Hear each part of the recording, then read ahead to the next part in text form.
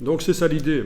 Quand on veut modifier les pixels vraiment des images, on le fait sur les fichiers d'origine qu'on a importés dans le document blanc. Et là, je veux modifier vraiment les pixels. C'est pas mettre un calque de réglage de couleur, c'est pas mettre un effet spécial qui s'ajoute sur le calque, mais c'est vraiment modifier les pixels du calque, donc je le fais sur le fichier d'origine. Et alors ici, on va devoir faire édition, transformation manuelle, donc commande T, mais il faut d'abord faire une sélection surtout. Là, je suis passé plein écran avec la touche F. On doit d'abord aussi transformer le calque d'arrière-plan en calque normal pour pouvoir modifier les pixels. Donc on va d'abord, première chose, double-cliquer dans la palette des calques sur le calque d'arrière-plan. Double-cliquer sur le calque d'arrière-plan. OK, c'est un calque 0.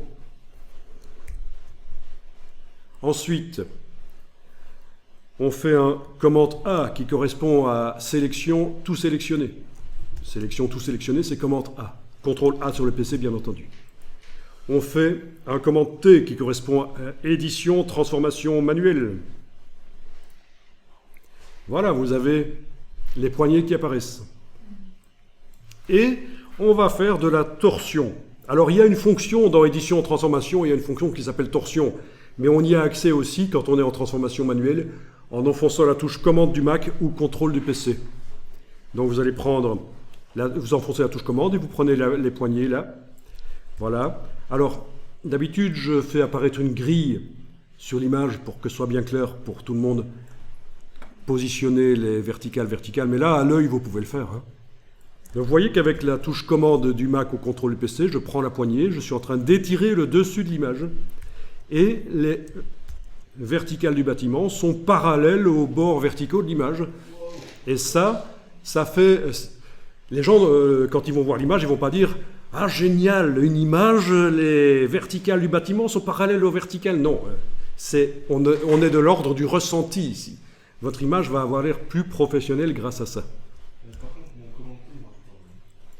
Donc si ton commande T ne marche pas, est-ce que tu as bien fait sélection tout sélectionné? Parce que ça ne marche que si on a fait la sélection sur toute l'image. Et qu'on a évidemment aussi transformé le calque d'arrière-plan en calque 0. Voilà.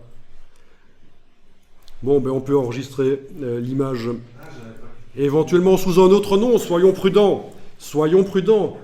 Si jamais quelqu'un passe par là et nous dit « Mais enfin, abruti, qu'est-ce que tu as fait sur l'image » Donc voilà, vous allez garder la version d'origine de l'image. Fichier enregistré sous. Oui, si vous travaillez avec des gens qui vous traitent d'abruti, pensez à changer de boulot. Voilà. Et on l'enregistre au format PSD. Et en plus, oui, parce qu'on a un calque 0, c'est pas un calque d'arrière-plan, donc on ne peut plus l'enregistrer en JPEG. Et de toute façon, pour faire des photomontages, il faut enregistrer en PSD. Je vous l'ai dit, c'est mieux. Sinon, vous aurez des problèmes pour faire le photomontage.